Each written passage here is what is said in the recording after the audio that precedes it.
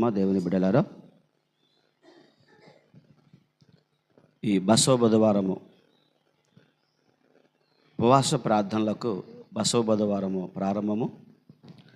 నేటి నుంచి ఉపవాస ప్రార్థనలు ప్రారంభించబడుతున్నాయి. 40 ఉపవాస ప్రార్థనలు ప్రారంభించబడుతున్నాయి. ప్రియులారా, మనము బుధవారం గురించి ఈ యొక్క ఎందుకు ఎలాగ చేస్తారు, ఈ ఉపవాస ప్రార్థనలో ఈ యొక్క బుధవారం నుంచి ఎందుకే ప్రారంభిస్తారు మనం జ్ఞాపకం చేసుకున్నట్లయితే, ప్రియ దేవుని బిడ్డలారా, ఈ బూడిద బసవ బుధవారం అనగా, బసమ అనగా బూడిద. దేని బూడిద అనగా, ప్రియ దేవుని బిడ్డలారా, మట్లాదివారం రోజున అందరూ కూడా, దేవుని బిడ్డలందరూ కూడా తమ మట్టలను చేత పట్టుకొని హోసన్నా జయమని కీర్తన పాడుకుంటూ మరి వీధులలో తిరుగుకుంటూ చిన్నపిల్లల మొదలుకొని వృద్ధుల వరకు అందరూ దేవుని స్తుతిస్తూ ఉంటారు. ఆ రోజున పట్టుకున్న మట్టలను వారు దాచిపెట్టి అవి ఎండిన తర్వాత కాలుస్తారు.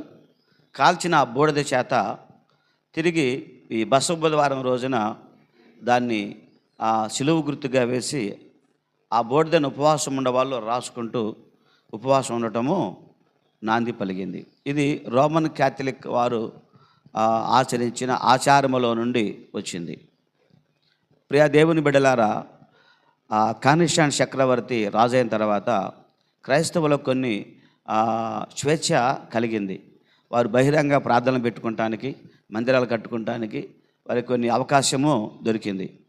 తదుపరి ఆయన యొక్క పరిపాలన కాలంలోనే క్రైస్తవులకు మరి ఇలాంటి సదుపాయాలు కలిగించారు, బహిరంగ ప్రార్థనలు పెట్టుకోవటానికి కలిగించారు. అలాగనే ఆయన కొన్ని పండుగలు కూడా ప్రవేశపెట్టాడు. 3వ శతాబ్దము 325 తర్వాత ఇవి ప్రవేశపెట్టబడ్డాయి. క్రిస్మస్ పండుగ కానీ, ఈస్టరు, ఇలాగే గుడ్ ఫ్రైడే ఈ యొక్క ఉపవాస ప్రార్థనలో ప్రారంభించబడ్డాయి. ఆ దినాలలో ఉపవాసాలు ఎవరి మటుకు వారు ఉండేవారు. అయితే ప్రపంచమంతా మరి ఒకే రోజు ఉపవాసం ఉండాలని ఉద్దేశం చేత వారు ఇలాంటి దినాలను ఏర్పాటు చేశారు. మొదటిలో 40 గంటలు మాత్రమే ప్రార్థించేవారు. ఆ తర్వాత 40 గంటల సాలదని 7 రోజులుగా దానిని పొడిగించారు. ఆ 7 రోజులు కూడా చాలదని 40 రోజులుగా ఏర్పాటు చేశారు. ఇలాగా కాలక్రమేణా వస్తూ ఉన్నది. దేవుని బిడ్డలారా, ప్రపంచమంతా ఆచరిస్తున్నారు. అయితే మరి రోమన్ క్యాథలిక్ వారు, లూథరన్ వారు ఆచరించినట్లుగా బ్యాప్టిస్ట్ వారు ఆచరించరు. కొంత డిఫరెన్స్ కనపడతా ఉంటుంది. వాళ్ళేమో బూడిద రాసుకొని ఆ బూడిదను సిలువుగా బుట్టుగా పెట్టుకొని వారు ఉపవాస ప్రార్థన చేస్తారు. కొంతమంది గోని పట్ల కట్టుకొని ఉపవాసం ప్రార్థన చేస్తారు. అయితే బ్యాప్టిస్ట్ వారమైన మనము అలా కాకుండా కేవలం క్రొత్త నిబంధన ప్రకారంగా యేసుప్రభువు వారు మనకు చెప్పినట్టుగా ఉపవాస ప్రార్థన అనేది వేషధారుల వలె ఉండకూడదు అని చెప్పిన విధానాన్ని బట్టి దాన్ని తీసుకొని పిల్లరా మనము మరి ఈ యొక్క ఉపవాసమును ప్రకటించుకోవటము జరుగుతుంది. కనుక ఈ ఉపవాసములలో ప్రియ దేవుని బిడ్డలారా, మనము దీని యొక్క ముఖ్య ఉద్దేశము ఈ లెంటి దినాలలో ఈ బసవ బుధవారం నుండి పిల్లరా ప్రారంభించబడతా ఉంది. ఈ సంవత్సరం ఈ యొక్క 18వ తారీఖు నుండి పిల్లరా అలాగే ఏప్రిల్ 5వ తారీఖు వరకు కూడా కొనసాగుతుంటుంది. ఇందులో ముఖ్యంగా 4-5 రోజులు ప్రాముఖ్యమైనవి. ఒకటి బసవ బుధవారము, రెండోది ప్రియ దేవుని బిడ్డలారా మట్లాదివారం వస్తుంది మధ్యలో, ఆ తర్వాత గుడ్ ఫ్రైడే వస్తుంది, ఆ తర్వాత ఈస్టరు. ఇవి పవిత్ర దినాలుగా మనము ప్రకటించుకుంటూ ఉంటాము. దీని యొక్క ముఖ్య ఉద్దేశం ఏంటంటే, యేసుక్రీస్తు వారు మానవాళి కొరకు ఆయన సిలువలో శ్రమపడి చనిపోయాడు కనుక దాన్ని మనం గుర్తు చేసుకుంటూ ఆయన యొక్క మరణాన్ని, ఆయన శ్రమలను, ఆయన యొక్క వేదనను గుర్తు చేసుకుంటూ స్మరించుకుంటూ మనం ఆయన ఉపవాసం ఉండి ప్రార్థన చేయటము, దేవుని దగ్గరగా నివసించటము దీని యొక్క ముఖ్య ఉద్దేశము. ఇటువంటి దినాలలో వీళ్ళారా పవిత్రంగా ఉండాలి. ఉపవాసం ఉండేవారు పవిత్రంగా ఉండటము సాధ్యము. దీనిని లోకమంతా శ్రమలు అంటూ ఉంటారు. అయితే దాన్ని మనం ఏం చేస్తున్నామంటే కేవలం శ్రమలే కాదు, ఉపవాసములని మనము పెట్టుకుంటున్నాం. కాబట్టి ఇలా పూర్వ దినాలలో శ్రమలు అనగానే మన పూర్వీకులు ఏం చేసేవారంటే ఇక ఇళ్లల్లో కసువులు ఊడ్చుకునేవారు కాదు, పశువుల దగ్గర పేడకళ్ళు ఎత్తేవాళ్ళు కాదు, ఇంటి ముందర కల్లేపు చల్లేవాళ్ళు కాదు, అలాగే పూలు పెట్టుకునేవారు కాదు, ఏ శుభకార్యాలు చేసుకునేవారు కాదు. అయితే మేము వాక్యానుసారంగా అవి రాంగుగా ఉన్న ఉద్దేశం చేత వీళ్ళారా ఉపవాస ప్రార్థనలో మనం ఎలా ఉండగలుగుతామో అలా ఉంటే చాలు. ఉపవాసం ఉన్నప్పుడు మనం ఏం చేస్తాం? ఉపవాసం ఉన్నప్పుడు వీళ్ళారా ఏ ఆహారము తీసుకోము. అలాగే ఉపవాసం ఉన్న బిడ్డలు ఏ పూలు పెట్టుకోరు. ఉపవాసం ఉన్నప్పుడు ఎవరితో తగులకి వెళ్ళరు. కాబట్టి శ్రమలు అనేవి కాకుండా ఉపవాస దినాలు అనుట సంబంధించమని బ్యాప్టిస్ట్ వారు తలంచు. దీనిలోనే భాగంగానే మరి ఆర్సీఎం, రోమన్ క్యాథలిక్, మరి మిగతా డినామినేషన్ చర్చిల్స్ వాళ్ళు ఆచరించినట్లుగానే మనము ఆ రూపంలో కాకుండా ఉపవాస ప్రార్థనలని మనము కలిగి ఉండి ఉపవాసం ఉండటము జరుగుతూ ఉంది. కాబట్టి ఈ ప్రత్యేక ఉపవాస దినాలలో వీళ్ళారా మనము చేయవలసిన పనులు కొన్ని ఉన్నాయి. ఒకటి, ఎవరితో గొడవలు పడకూడదు. ఆ తర్వాత పిల్లారా సాధ్యంత వరకు దాన ధర్మాలు చేయాలి. ఎక్కువగా వాక్యం చదువుకోవటము, ప్రార్థన చేసుకోవటము ఉండాలి. కాబట్టి ఇవి ప్రత్యేకంగా మనము జరిగించుకోవాల్సినటువంటి క్రమాలు. కాబట్టి లోకాచారంగా ఉపవాసం ఉన్న బిడ్డలు ప్రియారా చాలా జాగ్రత్తగా పవిత్రంగా ఉండాలి. ప్రభు తెలియజేసి ఉన్నారు. కాబట్టి ఈ ఉపవాస ప్రార్థన ద్వారా లేక ఈ బూడిద యొక్క బస బుధవారము గోనెపట్ట కట్టుకోవటం, పూర్వకాలాలు ఉపవాసం ఉన్నప్పుడు పిల్లారా గోనెపట్ట కట్టుకునేవారు, బూడిదలో కూర్చునేవారు. ఆ దుమ్ము తల మీద పోసుకొని వారు కన్నీటితో ప్రార్థన చేసేవారు. అది ఉపవాసమునకు వారు సూచనగా ఉండేది.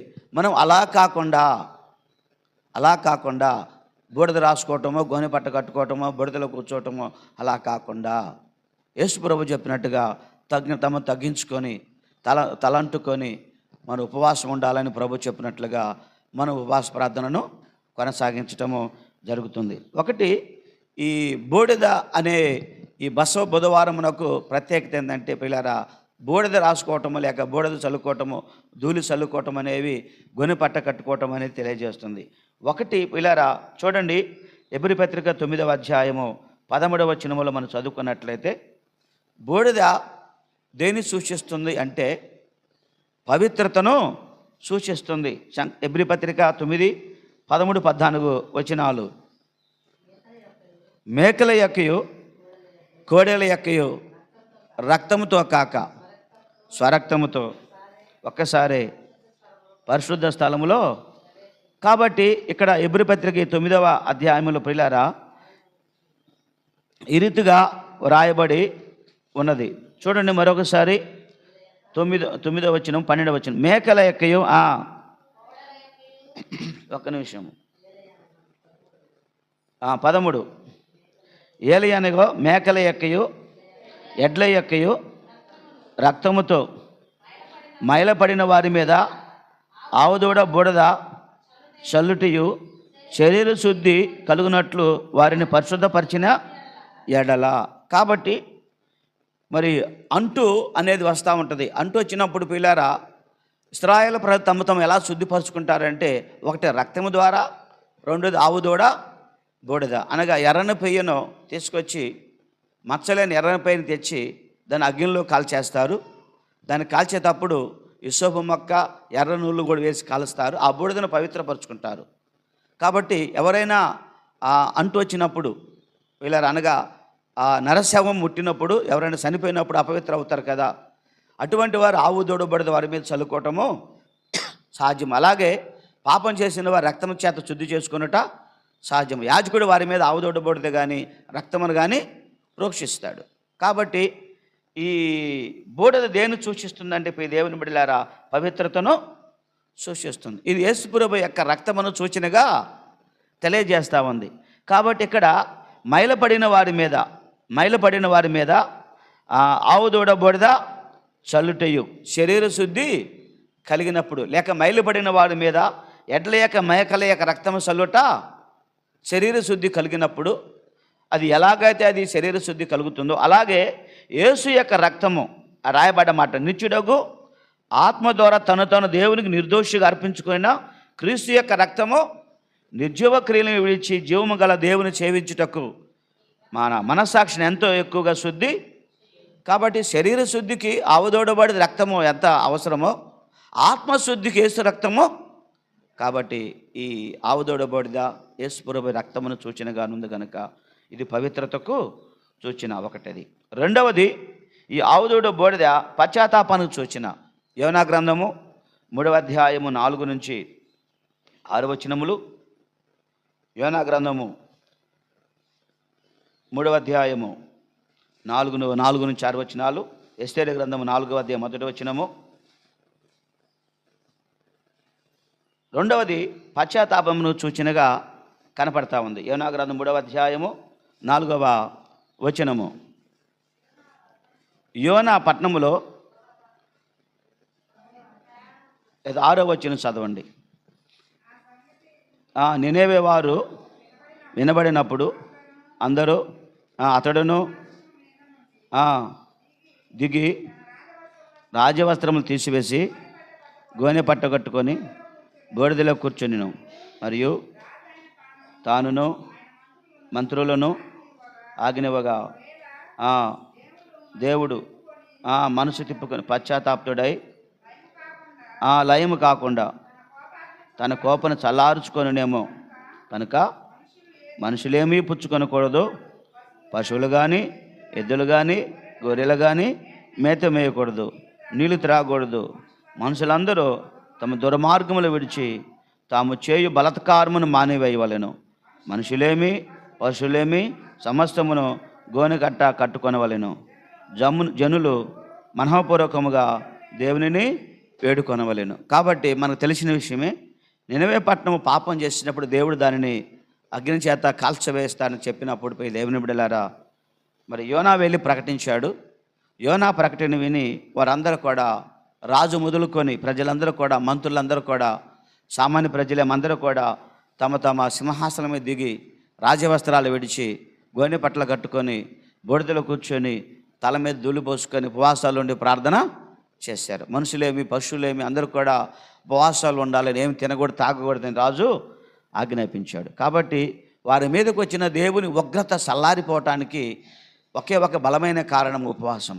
ఉపవాసం ఇచ్చిన మరొక కారణము లేదు. ప్రియ సంఘాల మీదకి, గ్రామాల మీదకి, దేశం మీదకి ప్రియులరా పాపం పెరిగినప్పుడు దేవుని ఉగ్రత వారి మీద దిగి వచ్చినప్పుడు అదే చల్లారంటే ఆ పాపం తొలగిపోవాలంటే ఒకే ఒక కారణం ఉపవాస ప్రార్థన. అది ఎలాగుండాలంటే అది మహా కఠినంగా ఉండాలి. కాబట్టి ఎవరైతే అలాగ ఉంటారో వారికి దేవుని క్షమాపణ కలుగుతుంది. కాబట్టి బోడ దేనికి సూచన అంటే, ఒకటి పవిత్ర సూచన, 2 పశ్చాత్తాపమునకు సూచన, 3 తగ్గింపునకు సూచన. ఆదికాండం 18వ అధ్యాయం 27వ వచనములో విశ్వాసులకు తండ్రి అబ్రహాము ఏమంటాడో చూడండి. 18వ అధ్యాయం 27వ వచనము ఆదికాండము. అబ్రహాం అంటాడు, ఇదిగో ధూళియు బూడిదనైనా నేను ప్రభుతో. కాబట్టి దేవునితో మాట్లాడటం అంటే అది సామాన్య విషయము. అందుకని అబ్రహాం ఏమన్నాడంటే, ఇదిగో నేను దుమ్ము ధూళి బూడిదనై ఉన్నాను. అంటే దీని అర్థం ఏంటి? తగ్గించుకుంటున్నాడు. తాను బూడిదతోనూ ధూళితో సమానంగా అని చెప్పుకుంటున్నాడు. కొందరు ఉంటాం పిల్లారా. కాబట్టి దేవుని బిడ్డలారా, ఈ బూడిద దుమ్ము ధూళి తగ్గింపునకు సూచనగా కనపడతా ఉంది. 4వది లూకాసు వార్త 10వ అధ్యాయము 13వ వచనములో స్వయంగా మన ప్రాణనాథుడు యేసు ప్రభు చెప్తాడు. 10వ అధ్యాయం లూకాసు వార్త 13వ వచనములో ఈ బూడిద గురించి చెబుతాడు. అయ్యో కొరాజెనా, అయ్యో బెస్తయిదా, మీ మధ్య చేయబడిన అద్భుతాలు తూరు చీదోను ప్రాంతములలో చేయబడిన ఎడల ఆ పట్టణముల వారు పూర్వమే గోరె పట్ట కట్టుకొని బూడిద వేసుకొని కూర్చుండి మారు మనసు పొంది ఉందరు. కాబట్టి వీళ్ళ అద్భుతాల వల్ల మనుషులు మారటం అనేది సహజము. అవి అద్భుతాలు జరిగినా వారి జీవితాల్లో దేవుడు ఎన్ని మేలు చేసినా మారు మనసు పొందకపోవటం అనేది వారి కఠిన హృదయానికి. అందుకే ప్రభు ఏమన్నాడంటే, అయ్యో కొరాజిన, అయ్యో బెస్తయిదా, మీ మధ్య చేయబడిన అద్భుతములు తూరు సీదోను ప్రాంతంలో, అంటే ఏలియా కాలంలో, ఏలియా కాలంలో కరువు మాత్రమే వచ్చింది. యేసుప్రభు చేసినట్లు అద్భుతాలు జరగల. ఒకే విధంగా ఒకవేళ అలా జరిగినట్లయితే నిజంగా వారు ఆనాడే మారు మనసు పొంది ఉండేవారే. అలాగే సొదొమ గొమొర్రా పట్టణాలు కూడా అగ్నితో కాల్చబడ్డాయి. కాబట్టి పిల్లారా, ఈ గోనె పట్ట కట్టుకోవడం, ధూళి తల మీద పోసుకోవడం దేనికి సూచనగా ఉందంటే మారు మనసుకు సూచన. కాబట్టి మారు మనసు అనేది మనకి అవసరము. కాబట్టి దేవుని బిడ్డలారా, 4వది మారు మనసు. 5వది ఈ బూడిద, దుమ్ము, ధూళి మరొక దానికి ఉపయోగిస్తారు. ఎవరికైనా కోపం వచ్చినప్పుడు, ఎవరికైనా ఆవేదన కలిగినప్పుడు ఏం చేయలేక పిల్లలు ఏం చేస్తారంటే మట్టి తీసుకొని, దుమ్ము తీసుకొని ఎత్తిపోసి చెప్పిస్తారు, నువ్వు నాశనంగా అవునుగా కానీ. కాబట్టి ఇది శాపానికి కూడా సూచనగా ఉన్నది. అందుకనే ద్వితీయోపదేశకాండం 21వ అధ్యాయం 22వ వచనంలోనూ ఈ మాటలు రాయబడ్డాయి. శాపమునకు కూడా ఇవి సూచనగా కనపడుతుంది. ఎవరికైనా బాధ కలిగినప్పుడు ఏం చేయలేని స్థితిలో ఉంటే పిల్లరా, పేదలైన వారు ఏం చేస్తారంటే వారు దుమ్ము తీసుకొని, బూడ తీసుకొని చల్లి చెప్పిస్తూ ఉంటారు. కాబట్టి ఇది శాపానికి సూచనగా ఉంది. మరొకటి ఆదికాండం 3వ అధ్యాయము 19వ వచనములో దేవుడు ఆదాముతో అంటాడు. ఆదికాండం 3వ అధ్యాయం 19వ వచనములో దేవుడు ఆదాముతో అంటాడు. దయచేసి చూడండి. నీవు నేలకు తిరిగి చేరు వరకు నీ ముఖపు చెమట కార్చి ఆహారము తిందువు, ఎలయనగా నేల నుండి నువ్వు తీయబడితివి, నీవు మన్నేగాక తిరిగి మన్నై పోదు. అలాగే ఈ మన్ను, ఈ దుమ్ము, ధూళి, ఈ బూడిద దేనికి సూచనగా ఉందంటే మరణానికి కూడా. అందుకని మనం భూస్థాపన చేసేటప్పుడు పిల్లారా, మట్టికి మన్నుగా, దుమ్ముకి ధూళిగా, బూడిదకు బూడిదగానే మాటలు పలికి మనము దానం చేస్తూ ఉంటాం, మట్టేస్తూ ఉంటాం. కాబట్టి మరొకటి ఇక్కడ ఈ దుమ్ము, ధూళి, ఈ బూడిద మరణానికి సూచనగా ఉన్నది. పిల్లారా, చివరగా ఈ దుమ్ము, ధూళి, బూడిద ఈ మరణం తర్వాత మరొక అద్భుతమైనటువంటి విషయం రాయబడింది. అది కొరింథీ మొదటి పత్రిక 15వ అధ్యాయములో మరణం పొందిన ప్రతి ఒక్కరూ కూడా పిల్లారా మరొక విషయాన్ని మనము జ్ఞాపకము చేసుకోవాలి. చూడండి, కొరింథీ మొదటి పత్రిక 15వ అధ్యాయము 35వ వచనము. అయితే మృతులు ఎలాగలేతురు, వారు ఎట్టి శరీరముతో వత్తురు, ఒకడిని అడుగుచున్నాడు, ఓ అవివేకి, నువ్వు విత్తునది సస్తే గాని అది బ్రతికింపబడదు కదా. నీవు విత్తుదానిని చూడగా అది గోధుమ గింజైనను సరే, మరి ఏ గింజైనను సరే, వట్టి గింజనే విత్తుచున్నావు కానీ పుట్టబో శరీరమును విత్తుటలేదు. అయితే దేవుడే తన చిత్త ప్రకారంగా నీవు విత్తిన దానికి శరీరము ఇచ్చుచున్నాడు. ప్రతి విత్తనమునకు దాని శరీరమును. కాబట్టి దేవుని బిడ్డల, చివరగా ఈ దుమ్ము, ధూళి, మరణము తర్వాత వచ్చే ఫలితం ఏంటంటే పునరుద్ధానమే. 40 రోజుల ఉపవాసం ఉన్న బిడ్డల జీవితాలకు కలిగేది పిల్లారా పునరుద్ధానము. పాత జీవితాలకు పోయి క్రొత్త జీవితాల్లోకి వస్తాయి. చెట్లు చిగురించి అవి ఎలాగైతే మళ్ళీ ఆకులా చిగురిస్తాయి, అలాగే ఉపవాసం ఉన్న బిడ్డలు ఈ యొక్క 7 పాయింట్ల ద్వారా పశ్చాత్తాపం కలిగి తమను తాము తగ్గించుకొని నిష్ఠగా పవిత్రంగా ఉపవాసం ఉన్నప్పుడు పిల్లారా దేవుడు వారికి తోడుగా ఉంటాడు, వారికి క్షమాపణ కలుగు చేస్తాడు, వారి జీవితంలో ఆశీర్వాదాలు కలుగుతాయి. దేవుడి మాటలను దీవించి ఆస్వాదించుగాక.